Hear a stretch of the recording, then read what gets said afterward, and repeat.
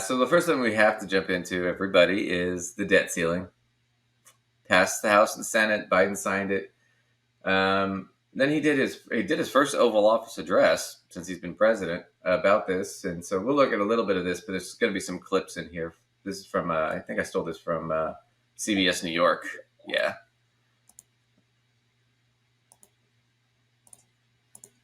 I know bipartisanship is hard, and unity is hard, but we can never stop trying. President Biden took a victory lap, hailing his bipartisan debt ceiling agreement that he brokered with House Speaker Kevin McCarthy. No one got everything they wanted, but the American people got what they needed. We averted an economic crisis, an economic collapse. But indeed, those who didn't get what they wanted included some Democrats, incensed that the president even negotiated with Republicans. This is about paying the ransom to a bunch of hostage takers. And that is not how we should run this government. The bill essentially freezes domestic spending for 2 years and hikes Pentagon spending by 3%. But that was not enough for some GOP hardliners. The people who negotiated this, I wouldn't let them buy me a car. Senator Schumer fired back at the critics. The hard-right MAGA Republicans wanted to cut critical investments by as much as 30%, cut all these vital programs by 30%. As we say in Brooklyn, NFW. No fucking way. Chuck Schumer, no fucking way. Hey, listen, that's my guy right there. New York. Gotta lean into my New York accent so thick that you'll think I'm in line at Zaba's. Please don't come here and do that. I won't. I don't want to have to scrape you off the sidewalk. Get my ass kicked. I gotta tell you though, I kind of. So here's the deal. The Republicans didn't get a ton out of this, but the one big thing they did get was they did get some spending cuts in the form, not really cuts, in the form of work requirements for what's called SNAP, or the Supplemental Nutritional Program, right? So it's food stamps, for those of you guys who don't know what it is. So this is for poor people that need food, right? The work requirements, I think if you're over 52 or 54, something like that, you're exempt. If you're a veteran, you're exempt. If you were in foster care, you're exempt. You can look it up what all the exemptions are. But for the rest of you, you're going to have to now show that you worked every month. And you got to show that you worked at least 20 hours a week or were in school or something. Otherwise, they'll take away your food stamps. And it'll take you at least 3 months to get them back because you'll have to reapply. How would that work for somebody that is like self-employed or, 1099? You got to have to report it in. And that's the thing that's the question is. Like, how would you report that monthly? Like, I mean, I understand reporting it. And if you're paying your taxes, you're sort of reporting it on an annual basis. Do you just have to file your taxes or something? I don't know. But that's not a monthly thing. But that's the problem, Lacey, is I don't know. And the problem is remember, we covered this last week. They tried to do the same shit with Medicaid in Arkansas. And what happened? They just kicked a bunch of people off the rolls. And most of them were elderly people that didn't even know. And then when they surveyed people, 70% of people in Arkansas didn't even know that was the law, that they had to report. And what you forget is the other thing about this is it doesn't increase people working. It doesn't increase employment at all. It doesn't do anything to help unemployment or employment. What it does do is it kicks these people off the rolls, mostly people that don't know about it or aren't being able to report. And it costs more than just to give these people the money. Because you got to hire people, you got to set up an office, you got to set up a website, you got to set up a way for them to report it, you got to set up people to check it. Right? And then what ends up happening is when you kick these people off, you create more economic downturn, more homelessness, more problems. So then more and more people end up getting onto the roll the following year. So you're increasing now the amount of food stamps you have to give out. Plus it costs more because you got to have people to monitor it. I mean, it's basically paying somebody to trash your house. And then wondering why it's never getting clean. I mean, it makes no sense. And so here's a The other thing about it that Warren made a good point of was there's no reason to have a debt ceiling debate. It's an artificial problem. They raised it every time under Trump, the 3 times they had to. Nobody fucking said a thing. Right? This is about we lost. We want to put pressure on the current administration to try and get some concessions that we otherwise wouldn't be able to get. So it is hostage taking. And what are we going to do? We're going to throw the U.S. economy into chaos, and by its essence, the world economy, right? Really, it's just a lot of toying with the American people in order to cut food stamps, kind of fight with each other and make each other look bad. It's really kind of ridiculous. Well, right. That's the point. And then at the end, what did they get? They cut food stamps by adding work requirements. They're going to end up cutting from food stamps. That's it. That's all they got for that whole debacle. And they put our credit at risk, the U.S. or the world's economy at risk. Now, here's this guy. This is the Majority Report. We've seen them before with Sam Cedar and Emma Vigilant, but they got this guy, Nathan Tankus. I got to tell you, I'm jealous of them. Why can't we get interviews like this? We got to up our game some. We need to get some of these guys on. But he's going to talk about why the debt ceiling thing it was just badly handled and is just kind of a stupid thing to begin with. And he's going to go through a little brief history. And I thought this was really good, just to give everybody some context of why this was stupid.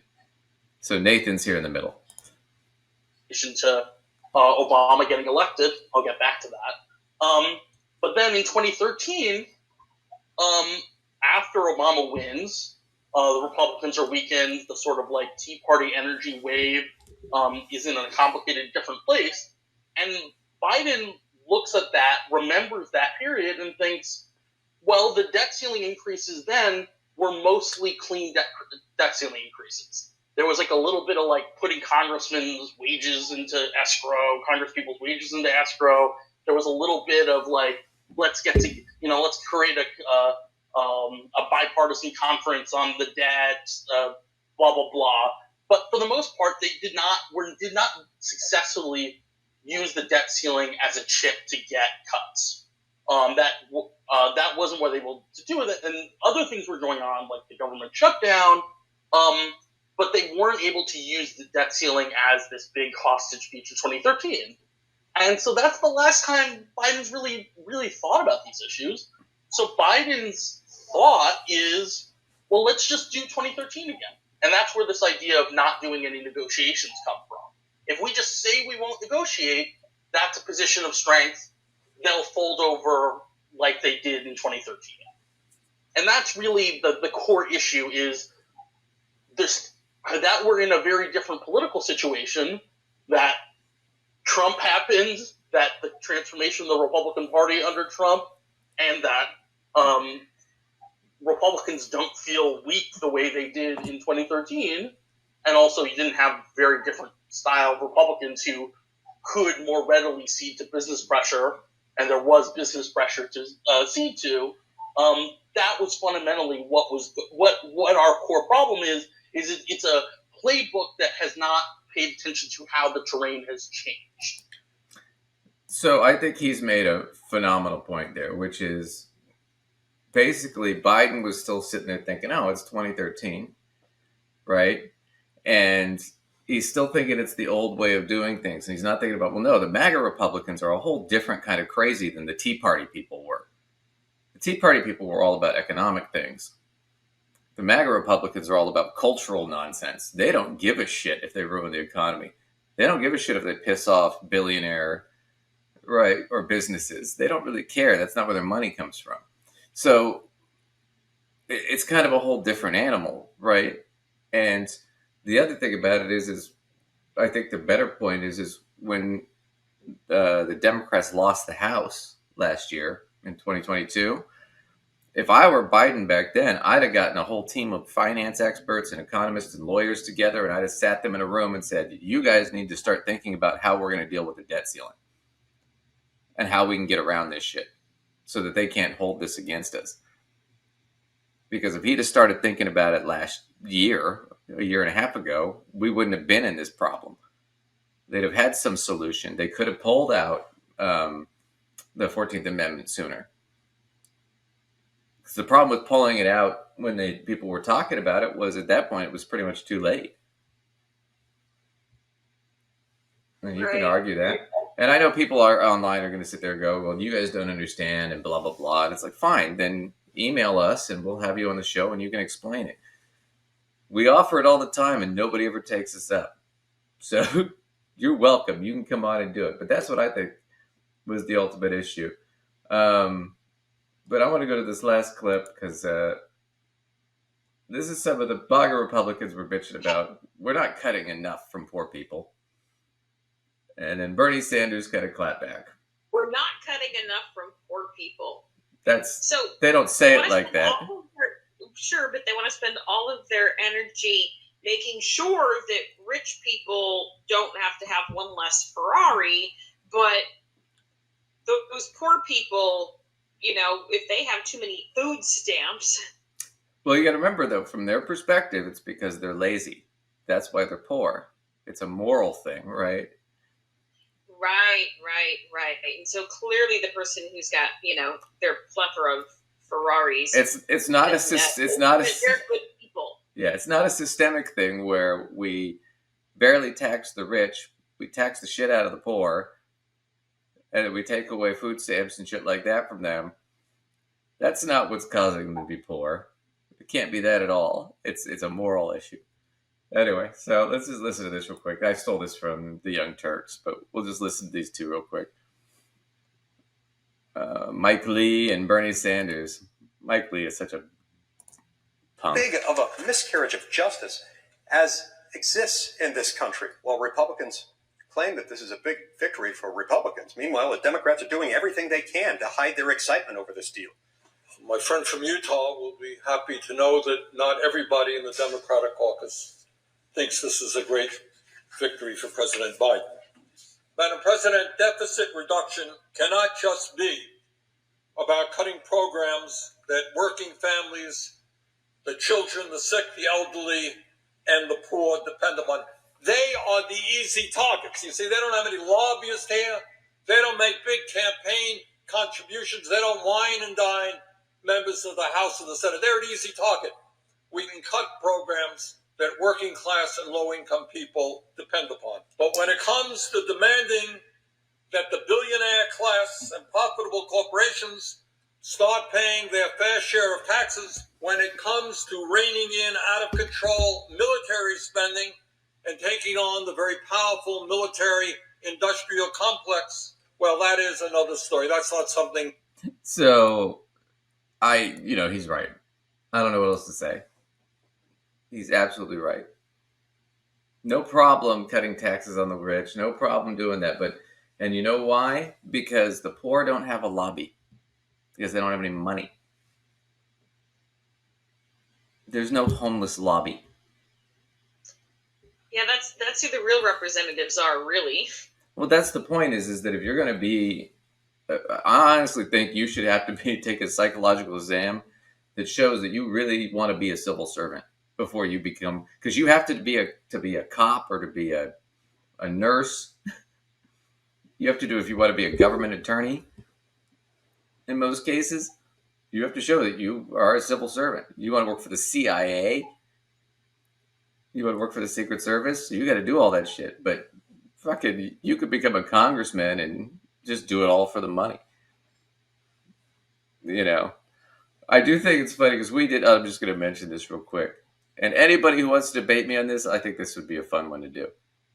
Email is below. Just email us. So I looked this up. Last year, 2022, the wealthiest 1% in America made, just in wealth, growth on their wealth, not income, just growth on their wealth, $6.5 trillion. With a T, trillion. Okay. We talked about this a little bit about a wealth tax. What if, and I'm just thought hypothetically, what if we taxed 20% on that? That would be $1.3 trillion. They'd still get to keep $5.2 trillion, right? So they still get to keep most of it. We just take 20%. Well, the total amount that the government took in taxes and tax revenue last year was 3.3 trillion. So that is like a 30% bump increase in tax revenue just from that 1%. Talking about less than 1 million people, maybe, that made that money.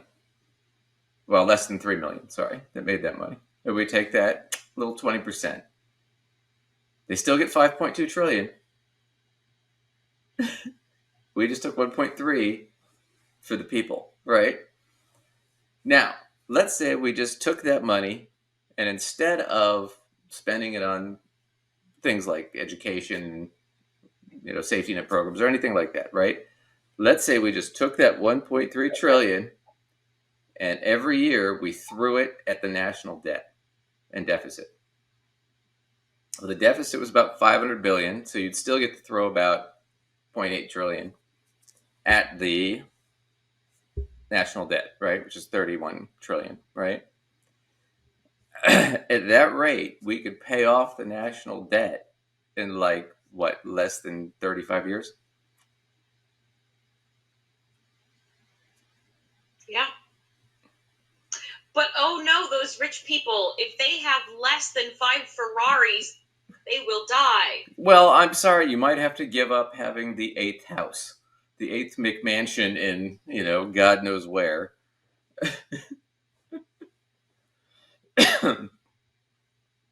But I was just thinking about, hey, if Republicans really give a shit about being fiscally responsible and getting rid of the debt, instead of cutting food stamps, which isn't going to fucking do anything or make us any money, why don't we raise revenue? That might actually pay some shit off.